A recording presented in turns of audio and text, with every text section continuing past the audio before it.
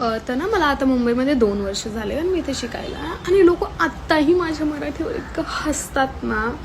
आता मी आहे खानदेशी, तर माझं असं झालं आहे की माझी रिजनल लँग्वेज मदर टंग सगळं मिक्स झालं आणि तसंच बोलत आली आहे मी आतापर्यंत. कारण त्या साईडला असं बोलतात मराठी, बट इथं येऊन असं मुंबई पुणेकर दे आर लाईक की असं बोलायचं तसं बोलायचं, एकदम असं स्पष्ट मराठी बोलायची किंवा हे शब्द बोलून दाखव, ड बोलून दाखव, ड बोलून दाखव.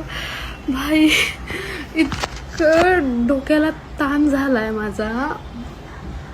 काय करू मी आता? जर मी आयुष्यभर हीच मराठी बोलत आली आणि एकदमच कुठे जाऊन तुम्हाला सांगता येते चेंज करा हे ॲक्सेंट, असं नाही बोलत, तसं नाही, खराब वाटणार ना ऑब्व्हियसली. तुम्ही सारखं वारंवार हसता त्या गोष्टीवरती आणि ठीक आहे 1-2दा तुम्ही बोलले, इट्स ओके. बट जर तुम्ही सारखं तेच म्हणत असणार तर समोरच्याला वाईट वाटणार ना after a certain point. Please असं करू नका. आणि